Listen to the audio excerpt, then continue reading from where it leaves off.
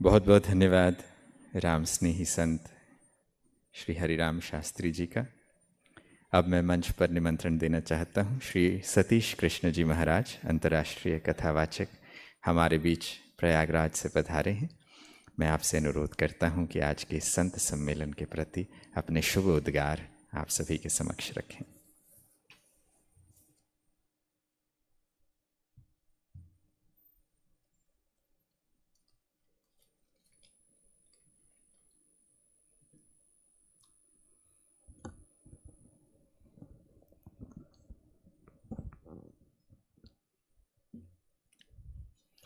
श्रीमन्महागणाधिपतये नमः।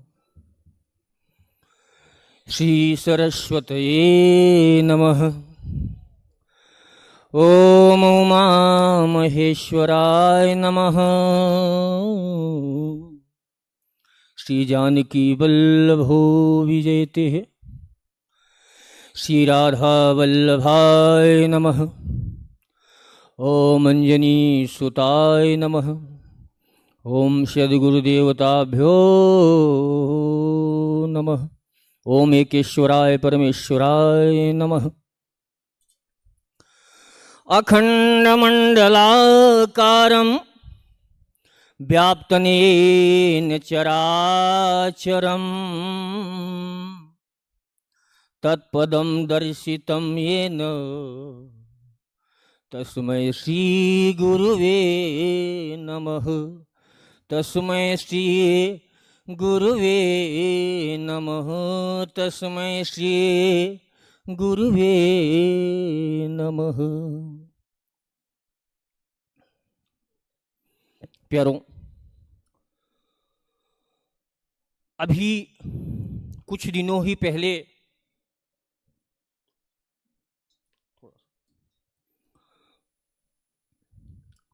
हम सभी ने तीर्थराज प्रयाग की पावन धरती पर कुंभ स्नान करके अपने तन को पवित्र किया। मुझे आशा ही नहीं बल्कि पूरी उम्मीद है, पूरा विश्वास है कि आप सभी तीर्थराज प्रयाग की पावन धरा पर गए होंगे और प्रयागराज की त्रिवेणी में आप सभी ने स्नान करके अपने आप को पवित्र किया होगा।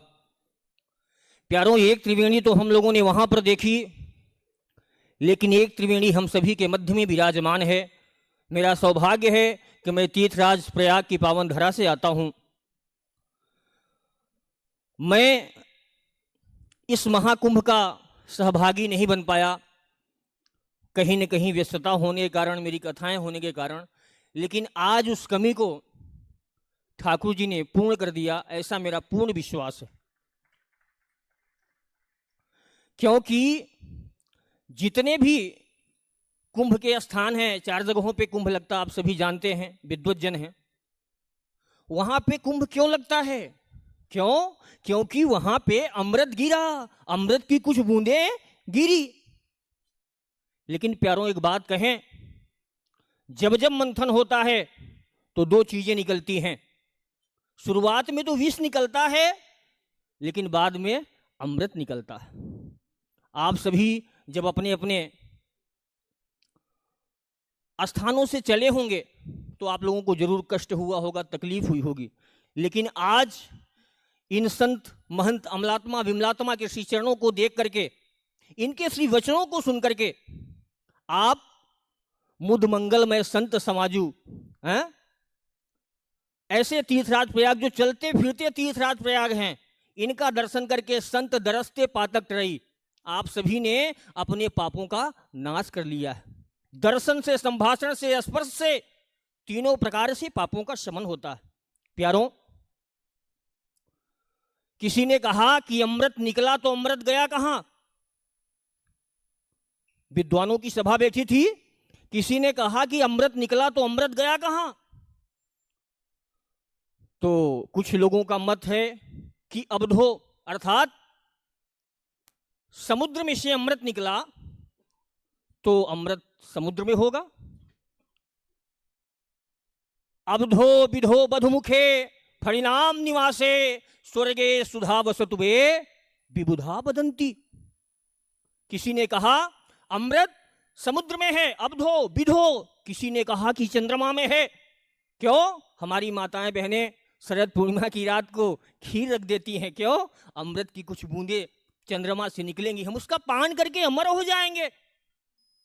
लेकिन फिर विद्वानों की सभा थी, उन्होंने खंडन किया, नहीं वहां भी नहीं है। आगे मैं कारण बताऊंगा आप लोगों को। किसी ने कहा अवधो विधो, किसी ने कहा बधमुखे, स्त्रियों के मुख में होता है। लेकिन फिर खंडन कर दिया गया, वहां नहीं है। अवधो विधे बधमुखे फणिनाम निवासे, फणिनाम बोले तो सर्प, निवासे बोले तो नागलोक, नागलोक में होगा। क्यों? भीम जी गए थे, कौरवों ने विष पिला करके उनको पत्थर बांध करके नीचे भेज दिया था, लेकिन फिर भी नागलोक में विष लोक में जाकर के अमृत प्राप्त करके आए। तो कुछ लोगों ने कहा कि वहां अमृत होगा, लेकिन उसका भी खंडन किया गया कि वहां नहीं है। अवधो विधो बधमुखे फणिनाम निवासे स्वर्गे सुधा वसतु वे विबुधा वतंती। कुछ लोगों ने कहा देवता अमर हैं। क्यों? क्योंकि उन्होंने अमृत का पान किया था। लेकिन प्यारों, कहते हैं ना कि जब आप विद्वानों के बीच में बैठते हैं तब आपको अपनी ऊंचाई और गहराई का पता चलता है। जैसे कहते हैं ना कि ऊंट अब आया पहाड़ के नीचे। हम अकेले में कितना भी ज्ञान बघाड़ लें, लेकिन जब ऐसे विद्वत जनों के बीच में बैठते हैं तब हमको पता चलता कि हम कितने पानी में हैं। प्यारों, किसी ने कहा अवधो, अर्थात अगर समुद्र में होता तो समुद्र का पानी खारा क्यों होता? अमृत होगा तो अमृत करने से वो मीठा हो जाता, वहां नहीं है। विधो, चंद्रमा में होता। अवधो विधो बधमुखे फणिनाम निवासे स्वर्गे सुधा बसदुबे विबुधा वदंती। अगर चंद्रमा में होता तो वो घटता बढ़ता क्यों? क्षारम क्षयम पतिमृतम, चंद्रमा का क्षय होता है, घटता बढ़ता रहता, अर्थात वहां भी नहीं है। पतिमृतम, अगर स्त्रियों के मुख में होता तो पति की मृत्यु क्यों हो जाती? क्षारम क्षयम पतिमृतम गरलम, अगर नागलोक में होता तो नागों में विष क्यों होता? अभी तक वो अमृत तो प्रदान करने वाले हो गए होते, अर्थात वहां भी नहीं है। पततम, अगर देवताओं के पास में होता तो उनका पतन क्यों हो जाता? आज का जो विषय है बड़ा ही सुंदर विषय है। क्या देवी देवताएं, उनकी प्रजा भगवत गीता पढ़ते थे या पढ़ करके बने? प्यारों, भगवत गीता भगवतः प्रोक्ता, अर्थात जिसका गायन स्वयं भगवान कर रहे हैं वह है भगवत गीता, भगवतः प्रोक्ता।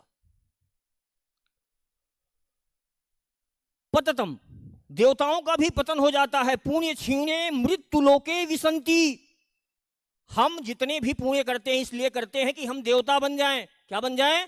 देवता। हाँ, लेकिन आपको नहीं मालूम, इतिहास बड़ा पड़ा है। महाराज नहुस सर्प थे, अजगर बनना पड़ा उनको, अजगर बनना पड़ा, देवराज इंद्र के पद पे थे।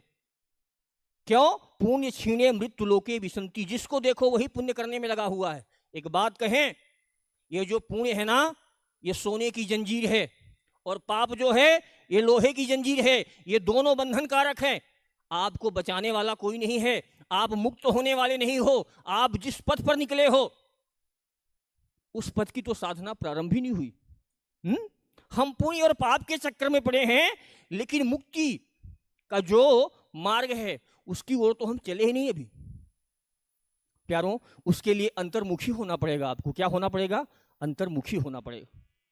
हमारा ये जो शरीर दिखता है ना, 3 प्रकार के हमारे शरीर हैं। जी बिल्कुल, 3 प्रकार के। नहीं, हमारे लिए टाइम का लिमिटेशन नहीं है, कुछ और दिया गया है, तो एक बार जोरदार ताली आप लोग बजा सकते हैं। हमारे 3 प्रकार के शरीर हैं। हम लोगों ने अभी अपने आप को क्या मान रखा है? मैं चिंटू हूं, मैं पिंकू हूं, मैं प्रधानमंत्री हूं, मैं ये हूं, मैं वो हूं, वो हूं। हमारी महत्व बुद्धि शरीर में है। हम देह राग में फंसे हुए हैं। कौन से राग में फंसे हुए हैं? देह राग में।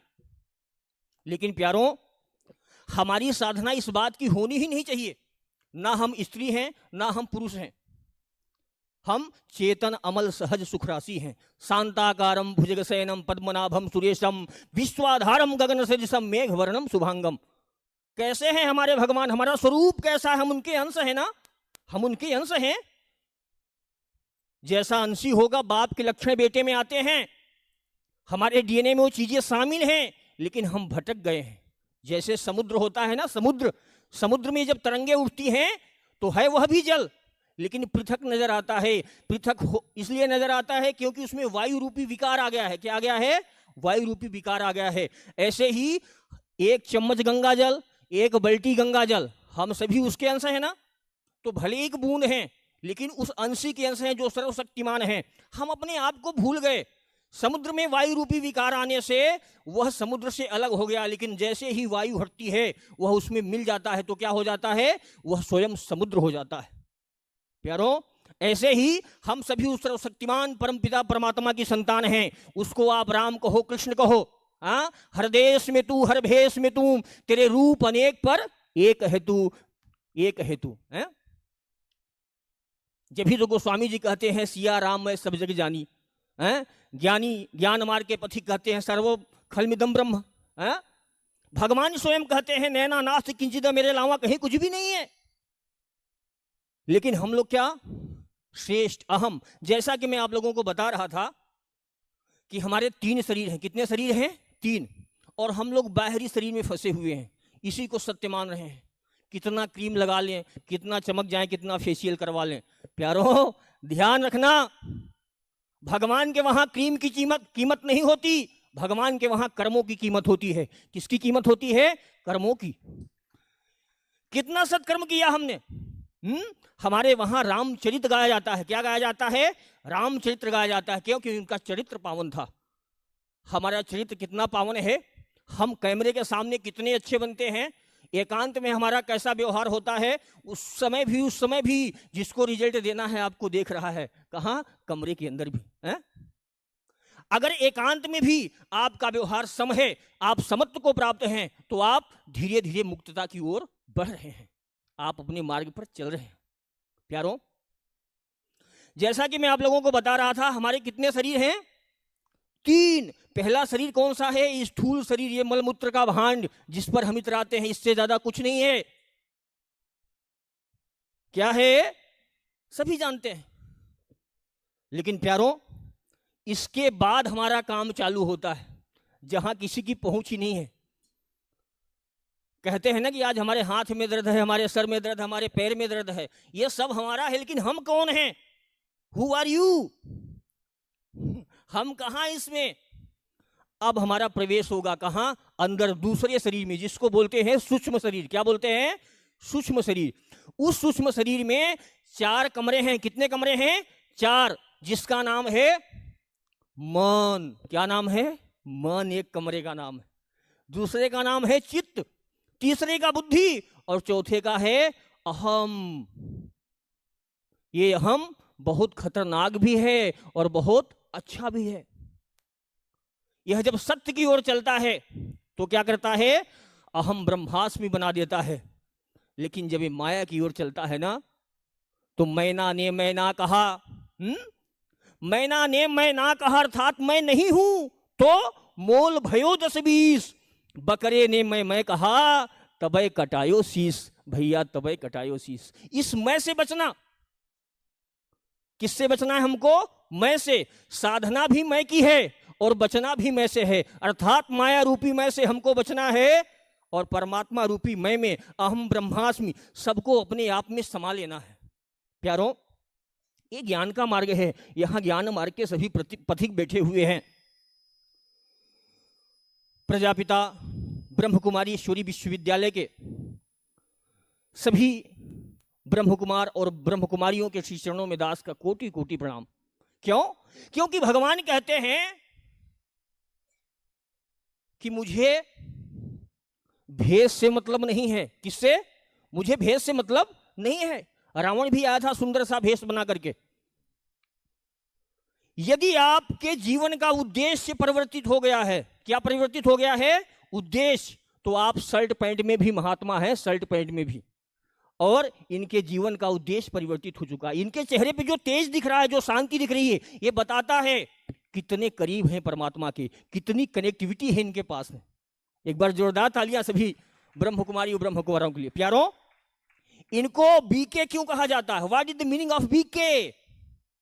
बीके मीन्स ब्रह्म है, प्रजापिता ब्रह्मा या ब्रह्म जो भी कहो आप, कुमारी कुमार, ब्रह्मचर्य का हमारे जीवन में क्या प्रयोग है, इस बात पर कभी हमारा ध्यान ही नहीं जाता। प्यारों, शास्त्र आज्ञा करते हैं संतान उत्पत्ति के लिए यदि आप गृहस्थ आश्रम में रहते हैं तो संतान उत्पत्ति के लिए महीने में एक बार ब्रह्मचर्य का खंडन करना चाहिए। और आजकल दिन भर लोग मोबाइल देख करके अपना चिंतन बिगाड़ रहे हैं। क्या कर रहे हैं? चिंतन बिगाड़। वो तो तैयार बैठे हैं आपको नष्ट करने के लिए। प्यारों, चिंतन बदलिए। जो हमारा सूक्ष्म शरीर है उसमें कितने विभाग हैं? मन, चित्त, बुद्धि और अहंकार। इस बार आ गया सिग्नल, एक बार जोरदार तालियां भैया के लिए। और जरूरी भी है, तो बहुत संक्षिप्त भाषाओं में मैं अपना ज्यादा समय नहीं लूंगा। मन, चित्त, बुद्धि और अहम। मन का काम है संकल्प विकल्प करना, मैं ऐसा कर लूं नहीं करूं। चित्त का काम है चिंतन करना, कर लो, प्रगाढ़ कर देगा, आपसे करवा लेगा। मन से बड़ा कोई भूत नहीं है, यही देवता बन जाता, आपको भगवान बना देगा क्षण भर में। और आपसे चिंतन करवा के आपको अशक्त कर देगा। मन, चित्त, उसके बाद में आती है बुद्धि। एक सूक्ष्म आवाज आती है अंदर से, नहीं मत करो, गलत है, थोड़ा सा भय लगता है। लेकिन उसके बाद सबका बाप बैठा हुआ है, कौन? अहम। कर ले, जो होगा देखा जाएगा। है? विषय चुगा जिन चुगे मन, विषय चुगा जिन चुगे मन, चुगत कछुक सुख होए, फिर फांसी ऐसी लगे तेहि सम दुख न होए। भैया, तेहि सम दुख न होए। इसलिए विषयों के आकर्षण से खुद को बचाइए। और जैसा आज का विषय है, संक्षिप्त में 2 शब्दों में बता दूं, आप देवताओं से बढ़ करके हो। किससे बढ़ करके हो? देवताओं से बढ़ करके हो। क्यों? क्योंकि वो यहां से ब्रह्मलोक तक, आ ब्रह्म पर्यंतम सर्वम मायामयम जगत, यहां से लेकर के ब्रह्मलोक तक सब कुछ नाशवान है। ब्रह्मा जी भी बदल जाते हैं, शास्त्र प्रमाण देते हैं। देवताओं का भी पतन होता है। लेकिन अगर आप मनुष्य हो तो आप साधना करके, ज्ञान मार्ग से, भक्ति मार्ग से, योग मार्ग से, कोई भी, योग का मतलब होता है जुड़ना, परमात्मा से जुड़ना, कैसे भी जुड़ जाओ आप, जुड़ करके आप देवताओं से भी ऊपर परमात्मा के परम धाम में जा सकते हो। तो आप लोगों के पास मौका है। और प्रजापिता ब्रह्म कुमारी ईश्वरी विश्वविद्यालय का ऐसा सुंदर संयोग है, जिस प्रांगण में आप सभी बैठे हैं, एक बार जोरदार तालियां आप लोग इनके लिए बजाएं कि यह मौका आप लोगों को प्रदान किया। मैं सतीश कृष्ण जी महाराज, तीर्थराज प्रयाग की पावन धरा से आप सभी के बीच में आया हूं। मेरे शब्दों में कुछ त्रुटियां हुई हो तो उसके लिए मैं क्षमा चाहता हूं। समय कम था, इसलिए मैंने अपनी स्पीड ज़्यादा बढ़ाई, क्योंकि मुझे कम समय में कुछ ज़्यादा देना था आप लोगों को। अगर कुछ त्रुटियां हुई तो उसके लिए मैं क्षमा चाहता हूं। मुझे लाने वाली आदरणीय बहन बीके श्री कृष्णा जी के लिए भी एक बार जोरदार तालियां आप लोग बजाएं। इन्होंने बड़ा अनुरोध किया, महाराज जी आपको आना है, और मैं समय निकाल के आया। 4 तारीख से मेरी इंदौर में कथा है, आप सभी देख सकते हैं। वहाँ अपन आराम से बात करेंगे। जब तक के लिए आप सभी को राधे राधे, जय श्री कृष्णा, ओम शांति, ओम शांति, ओम शांति।